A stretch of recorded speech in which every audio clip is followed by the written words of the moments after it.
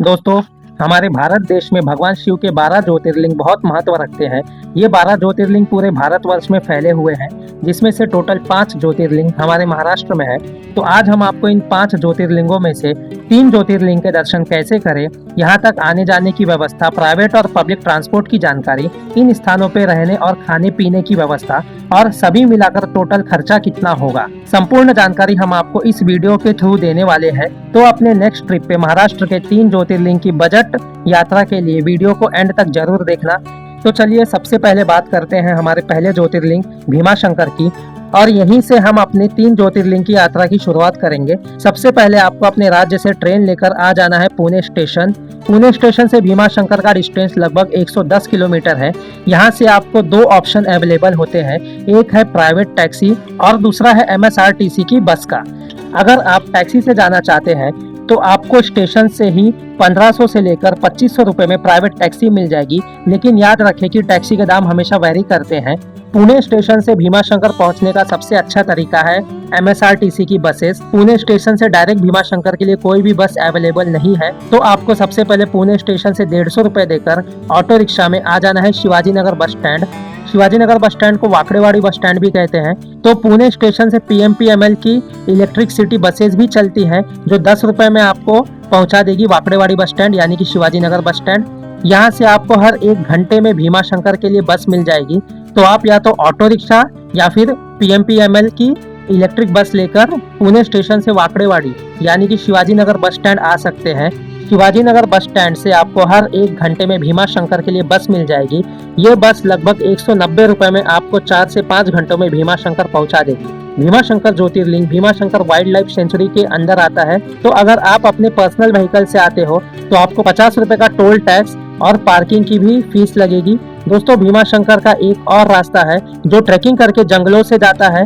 यह रास्ता मुंबई की तरफ से कसारा से है। यहाँ इसका बेस विलेज खांडस है, जहाँ से ये ट्रैकिंग की शुरुआत होती है। यहाँ से 2 रास्ते भीमाशंकर तक जाते हैं, एक है गणेश घाट और दूसरा है सीढ़ी घाट। सीढ़ी घाट वाला रास्ता बहुत खतरनाक है, जिसे मैं रिकमेंड नहीं करूंगा। दूसरा रास्ता गणेश घाट से है। इसका फुल ट्रैकिंग वीडियो हमारे चैनल पे आपको मिल जाएगा और डिस्क्रिप्शन में भी इसकी लिंक मिल जाएगी, तो आप जाके देख सकते हो। भीमाशंकर ज्योतिर्लिंग घने जंगलों के बीच के छोटे से गांव में बसा है, तो आप लोग यहाँ के होटलों से कुछ ज्यादा उम्मीद ना रखें। ज्यादातर लोग भीमाशंकर 1 डे में ही दर्शन करके रिटर्न पुणे चले जाते हैं। तो अगर आप भीमाशंकर में स्टे करना चाहते हैं तो आपको 1200 से 1500 के बीच में एक अच्छा नॉर्मल कमरा मिल जाएगा। अगर 1 डे में रिटर्न जाना है तो 300 से 500 रुपए देकर आप 2 से 4 घंटे के लिए रूम लेकर स्नान आदि करके थोड़ा आराम करके चले जाए भीमाशंकर भगवान के दर्शन करने। भीमाशंकर ज्योतिर्लिंग को मोटेश्वर महादेव भी कहते हैं। मंदिर तक जाने के लिए आपको 200 प्लस सीढ़ियां उतरनी होती है। भीमाशंकर मंदिर सुबह 4:30 बजे से रात 9:30 बजे तक भक्तों के लिए खोला जाता है। नॉर्मल दिनों में 2 से 3 घंटे में भगवान के दर्शन हो जाते हैं, लेकिन वीकेंड और फेस्टिवल के टाइम पे और श्रावण मास में यहाँ बहुत ज्यादा भीड़ होती है, जिसमें आपको 8 से 10 घंटे भी लग सकते हैं। दर्शन के लिए यहाँ 500 रुपए का VIP पास भी उपलब्ध है, जिसमें आपको शीघ्र दर्शन होते हैं। दोस्तों, एक भीमाशंकर ज्योतिर्लिंग असम के गुवाहाटी में भी है, तो अगर आप उसके दर्शन करना चाहते हैं तो फुल वीडियो आपको आई बटन और डिस्क्रिप्शन में उसकी लिंक मिल जाएगी। तो आप इस वीडियो के खत्म होने के बाद असम की भीमाशंकर ज्योतिर्लिंग के दर्शन भी कर सकते हैं। तो आते हैं हमारे महाराष्ट्र के भीमाशंकर के दर्शन पे। तो इनके दर्शन करने के बाद आप यहाँ के छोटे ढाबों पे नॉर्मल फूड बहुत ही सस्ते दाम में खा सकते हैं। इसके बाद आप यहाँ के अन्य छोटे बड़े मंदिरों में भी जा सकते हैं, जो कि भीमाशंकर मंदिर के नजदीक ही है। इन सब के दर्शन के बाद आप गुप्त भीमाशंकर जा सकते हैं। इसका रास्ता भीमाशंकर मंदिर के सीढ़ियों के बगल से ही जाता है। गुप्त भीमाशंकर तक जाने के लिए आपको लगभग 1 घंटे की नॉर्मल ट्रैकिंग करनी पड़ेगी। गुप्त भीमाशंकर प्रकृति की गोद में बसा एक बहुत ही रमणीय स्थान है। यहाँ एक झरने के नीचे चट्टानों पे बाबा का शिवलिंग बना हुआ है। तो यहाँ दर्शन करके रिटर्न आपको मुख्य भीमाशंकर आ जाना है, और आते समय गोदावरी नदी का उद्गम स्थान के भी दर्शन करने हैं, जो कि पास में ही है। तो आपको भीमाशंकर में 1 दिन का कुल खर्चा, अगर आप 1 नाइट स्टे करते हैं तो लगभग 2000 रुपए लगेगा विथ फूड। अगर स्टे नहीं करते तो आपके लगभग 1000 रुपए ही खर्चे होंगे। अब आपको भीमाशंकर से बस पकड़ के आ जाना है फिर से पुणे स्टेशन। चलिए तो बात करते हैं हमारे दूसरे ज्योतिर्लिंग त्र्यंबकेश्वर के। त्र्यंबकेश्वर ज्योतिर्लिंग के सबसे नजदीक का स्टेशन है Nashik road station. Nashik road station Bharat के बड़े शहरों से अच्छे से कनेक्टेड है, तो आपको सबसे पहले नासिक रोड स्टेशन आ जाना है। यहाँ से मंदिर की दूरी सिर्फ 30 किलोमीटर की है। स्टेशन से त्र्यंबकेश्वर ज्योतिर्लिंग सड़क मार्ग से वेल कनेक्टेड है, तो स्टेशन से आप बस, शेयर टैक्सी या प्राइवेट कैब से मंदिर तक पहुंच सकते हैं। तो हम बात करने वाले हैं सबसे सस्ते और सरल साधन बस की, कि कैसे त्र्यंबकेश्वर तक जा सकते हैं बस के द्वारा। तो दोस्तों, नासिक स्टेशन से बाहर निकलते ही सामने आपको Nashik road city bus stand दिख जाएगा, और यहाँ से हर आधे घंटे में त्र्यंबकेश्वर के लिए बस चलती है। तो आपको पकड़नी है 245A यानी 245A नंबर की बस, जो आपको 40 रुपए में सीधा त्र्यंबकेश्वर मंदिर तक पहुंचा देती है। और यही सबसे किफायती और सरल तरीका है स्टेशन से मंदिर तक पहुंचने का। आप चाहे तो स्टेशन के बाहर से ही शेयर टैक्सी और प्राइवेट कैब भी कर सकते हैं। इसके लिए आपको स्टेशन के पास ही प्राइवेट टैक्सी स्टैंड है, यहाँ आप 700 रुपए देकर मंदिर तक पहुंच सकते हैं। 700 रुपए वन साइड का होता है, अगर आना और जाना दोनों करना है तो आपको 1400 रुपए देने होंगे। अब बात करते हैं मंदिर के पास स्टे करने की। तो यहाँ त्र्यंबकेश्वर में आपको बहुत सारे होटल, लॉज और धर्मशाला मिल जाएगी। स्टे के लिए अगर आप धर्मशाला में रुकते हैं तो आपको 100 से 150 रुपए पर पर्सन के हिसाब से पैसे देने होंगे। अगर आप प्राइवेट रूम बुक करना चाहते हैं तो यहाँ पे बस स्टैंड के पास ही मंदिर ट्रस्ट का शिव प्रसाद भक्त निवास है, यहाँ आपको बहुत सस्ते में रूम्स मिल जाएंगे। रूम का किराया आप नॉन AC 250 रुपए और AC 1000 रुपए देना पड़ेगा। और यहाँ त्र्यंबकेश्वर में और भी बहुत सारे प्राइवेट होटल्स हैं, जहाँ आप निगोशिएट करके सस्ते में रूम ले सकते हैं। अब बात करते हैं फूड की। तो मंदिर के पास ही आपको बहुत सारे शाकाहारी रेस्टोरेंट मिल जाएंगे, यहाँ आपको 100 से 150 रुपए में वेज थाली का ऑप्शन मिल जाएगा। अब चलते हैं मंदिर में दर्शन करने। तो दोस्तों, त्र्यंबकेश्वर मंदिर सुबह 5:30 बजे खुलता है और रात 9 बजे बंद हो जाता है, और भगवान का रुद्राभिषेक सुबह 7 से 8:30 बजे तक होता है, जिसमें नॉर्मल भक्तों के लिए मंदिर बंद रहता है। यहाँ आपको एक बात का ध्यान रखना है कि बाबा का शिवलिंग जो है वो जमीन के लेवल से नीचे है, तो बाबा के गर्भगृह के दर्शन जो है वो कुछ दूरी पर बाहर से ही आपको करने पड़ते हैं। सिर्फ कुछ ही लोग हैं जिन्होंने अपनी स्पेशल पूजा बुक करी हुई होती है, तो उन्हें ही बाबा के गर्भगृह में जाने की अनुमति होती है। दोस्तों, त्र्यंबकेश्वर ज्योतिर्लिंग अन्य ज्योतिर्लिंगों से अलग है। यहाँ आपको एक ही अर्घ्य में 3 छोटे छोटे लिंग के दर्शन होते हैं, जो क्रमशः ब्रह्मा, विष्णु और महेश का प्रतिनिधित्व करते हैं। यानी कि आपको त्रिदेवों के दर्शन एक ही ज्योतिर्लिंग में हो जाते हैं। दोस्तों, मंदिर में दर्शन से पहले आप लोगों को मंदिर से कुछ दूरी पर स्थित कुशावर्त कुंड के दर्शन करने हैं। अगर आप यहाँ स्नान करना चाहते हैं तो स्नान भी कर लेना है, फिर आपको बाबा के दर्शन के लिए प्रस्थान करना है। आपको बता दें कि आप अपने कीमती सामान और अगर आपके पास बैग है, आप यहाँ लॉकर में रखकर दर्शन के लिए जा सकते हैं। बाहर फूल प्रसाद के शॉप के पास आपको बहुत सारे लॉकर्स मिल जाएंगे। इस मंदिर में आप 2 तरीके से दर्शन कर सकते हैं। एक है सामान्य या फिर निशुल्क दर्शन, जिसके लिए नॉर्मल दिनों में भी आपको 2 से 4 घंटे का समय लग सकता है, और दूसरे है VIP दर्शन। इसके लिए आपको 200 रुपए देकर पास लेना होगा। इसमें आपके दर्शन आधे घंटे में ही हो जाते हैं। दोस्तों, त्र्यंबकेश्वर मंदिर में कुछ स्पेशल पूजा का भी प्रावधान है, जैसे कि पितृदोष पूजा, पितृ शांति पूजा, नारायण नागबलि पूजा।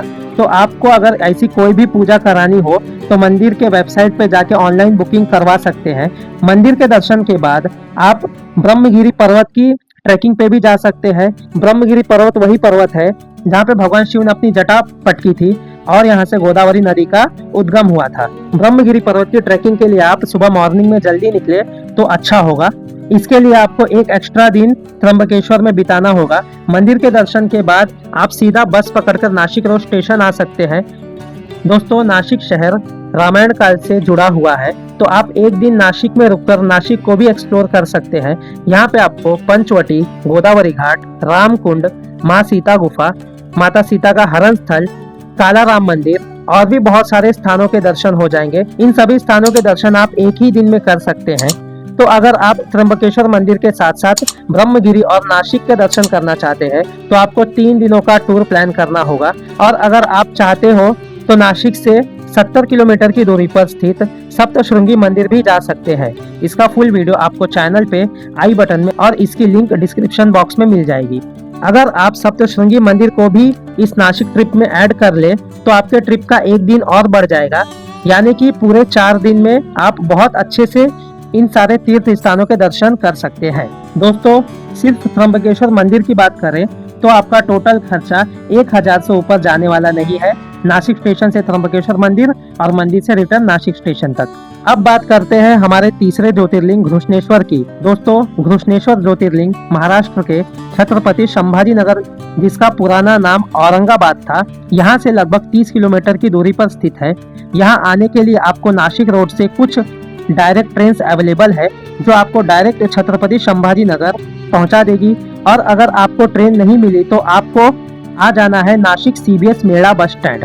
नासिक रोड स्टेशन से सिटी इलेक्ट्रिक बस अवेलेबल है Nashik CBS Meda bus stand तक आने के लिए। तो आपको नासिक रोड से इलेक्ट्रिक बस पकड़कर आ जाना है CBS मेड़ा बस स्टैंड, और CBS मेला बस स्टैंड आने के बाद आपको यहाँ से MSRTC की बसेस हर 1 घंटे में मिल जाएगी, जो 440 रुपए में आपको छत्रपति संभाजी नगर पहुँचा देगी। नासिक CBS से आपको शेयर कैब भी मिल जाएगा जो सेम प्राइस में नासिक से छत्रपति संभाजी नगर 3 से 4 घंटे में पहुंचा देती है। हमने भी इसी प्रकार ट्रैवल किया था। इसका फुल वीडियो भी आपको चैनल पे आई बटन में और डिस्क्रिप्शन में लिंक मिल जाएगा, तो इस वीडियो के बाद आप जाकर उसे भी देख सकते हो। अब छत्रपति संभाजी नगर स्टेशन आने के बाद यहाँ से घृष्णेश्वर मंदिर के लिए डायरेक्ट बस अवेलेबल नहीं है। इसके लिए आपको सेंट्रल बस स्टैंड जाना होगा, जो कि छत्रपति संभाजी नगर रेलवे स्टेशन से 2 किलोमीटर की दूरी पर स्थित है। आप स्टेशन से इलेक्ट्रिक बस या शेयर ऑटो रिक्शे में 20 से 40 रुपए देकर सेंट्रल बस स्टैंड पहुंच सकते हैं। सेंट्रल बस स्टैंड से घृष्णेश्वर तक जाने के लिए हर 1 घंटे में बसेस अवेलेबल है। सेंट्रल बस स्टैंड से आपको 42 नंबर यानी 42 नंबर की बस पकड़नी है, जो कि सीधा जाती है वेरुल केव्स यानी एलोरा की गुफा, और एलोरा की गुफा के बाजू में ही है घृष्णेश्वर मंदिर। तो ये बस आपको सीधा घृष्णेश्वर मंदिर तक पहुंचा देगी। बस का किराया जो है वो आपको 45 रुपीज यानी कि 45 रुपए पर पर्सन होने वाला है। ये बस आपको डायरेक्ट मंदिर तक लेके जाती है और मंदिर से रिटर्न इसी बस में आपको स्टेशन भी आना है। अगर आप छत्रपति संभाजी नगर स्टेशन से डायरेक्ट प्राइवेट टैक्सी या कैब करके जाना चाहते हैं तो स्टेशन से ही आपको कैब्स मिल जाएगी, जो 1600 से 2000 रुपए में आपको मंदिर तक लेके जाएगी। त्र्यंबकेश्वर ज्योतिर्लिंग के दर्शन के बाद बहुत से लोग घृष्णेश्वर के दर्शन के लिए भी आते हैं। इससे एक ही ट्रिप में 2 ज्योतिर्लिंग के दर्शन हो जाते हैं। नासिक से घृष्णेश्वर मंदिर की दूरी लगभग 200 किलोमीटर की है। दोस्तों, मंदिर पहुंचने के बाद बात करते हैं स्टे की। घृष्णेश्वर ज्योतिर्लिंग रूरल एरिया में है, तो बहुत से लोग मंदिर के पास ना रुकते हुए छत्रपति संभाजी नगर में ही रुकते हैं। अगर आप मंदिर के पास स्टे करना चाहते हैं तो आपको यहाँ पे कुछ भक्त निवास मिल जाएंगे। 600 से 1000 रुपए में आप 4 लोग स्टे कर सकते हैं, या फिर इसके अलावा कुछ प्राइवेट होटल्स की सुविधा भी है मंदिर के पास, जहां आप लोगों को 500 से 1000 रुपए में रूम मिल जाएगा। मंदिर के पास कुछ छोटे रेस्टोरेंट है जहां पे आप 100 से 120 रुपए में नॉर्मल खाना खा सकते हैं। मंदिर में दर्शन के लिए जाते समय आपको लॉकर्स की सुविधा भी मिल जाएगी, जहां आप अपने कीमती सामान रखकर दर्शन के लिए जा सकते हैं। दोस्तों, घृष्णेश्वर ज्योतिर्लिंग मंदिर में किसी प्रकार का VIP सिस्टम दर्शन के लिए नहीं है, तो यहाँ पे आपको लाइन लगाकर ही दर्शन करने होंगे। नॉर्मल डेज में यहाँ ज्यादा भीड़ नहीं होती है और आपके दर्शन आधे से 1 घंटे में ही हो जाते हैं। दोस्तों, घृष्णेश्वर मंदिर में आपको ज्योतिर्लिंग के स्पर्श दर्शन होते हैं, और मंदिर में प्रवेश करने से पहले पुरुषों को अपना शर्ट, टी-शर्ट, बनियान उतार देनी होती है। यहाँ आप ज्योतिर्लिंग पे अपने हाथों से स्पर्श करके पुष्प, बेलपत्र इत्यादि अर्पित कर सकते हैं। तो यहाँ पे शारीरिक पवित्रता का ध्यान रखना बहुत ही इम्पोर्टेंट है। भगवान के दर्शन के बाद आपको शिवालय तीर्थ कुंड के दर्शन करने हैं, जो कि मंदिर से लगभग 400 मीटर की दूरी पर स्थित है। यह वही शिवालय तीर्थ है जहाँ भगवान की परम भक्त घुष्मा प्रतिदिन पूजा करती थी, और जिस कारण भगवान यहाँ ज्योतिर्लिंग के रूप में प्रकट हुए। तो इसके दर्शन के बाद यहाँ से 5 मिनट की दूरी पर स्थित है हिस्टोरिकल प्लेस वेरुल की लेनी यानी कि एलोरा की गुफाएं, एलोरा केव्स। तो आप यहाँ पे भी घूमने जा सकते हो। दोस्तों, घृष्णेश्वर ज्योतिर्लिंग मंदिर, शिवालय तीर्थ और एलोरा केव्स आप एक ही दिन में घूम सकते हो, और शाम को रिटर्न 42 नंबर की बस पकड़ के छत्रपति संभाजी नगर रिटर्न आ सकते हो। दोस्तों, आप संभाजी नगर में भी 1 डे का स्टे करके यहाँ के कुछ हिस्टोरिकल प्लेसेस देख सकते हो। जैसे कि यहाँ पे सबसे फेमस प्लेस है, जिसे पश्चिम का ताजमहल भी कहते हैं, वो है बीबी का मकबरा। और यहाँ से अजंता केव्स भी आप जा सकते हो, जो यहाँ से लगभग 100 किलोमीटर की दूरी पर स्थित है। इसके लिए आपको 1 दिन एक्स्ट्रा देना होगा। तो आपको घृष्णेश्वर ज्योतिर्लिंग के साथ साथ बाकी लोकल प्लेसेस को एक्सप्लोर करने के लिए 2 दिन ही काफी है। तो दोस्तों, यहाँ हमारे महाराष्ट्र के 3 ज्योतिर्लिंगों की यात्रा पूर्ण होती है। तो कैसा लगा आपको ये वीडियो कमेंट में जरूर बताना। चैनल पे नए हो तो सब्सक्राइब जरूर करना और बेल आइकन को प्रेस करना मत भूलना। मिलते हैं नए वीडियो में, तब तक के लिए नमः पार्वती पते हर हर महादेव।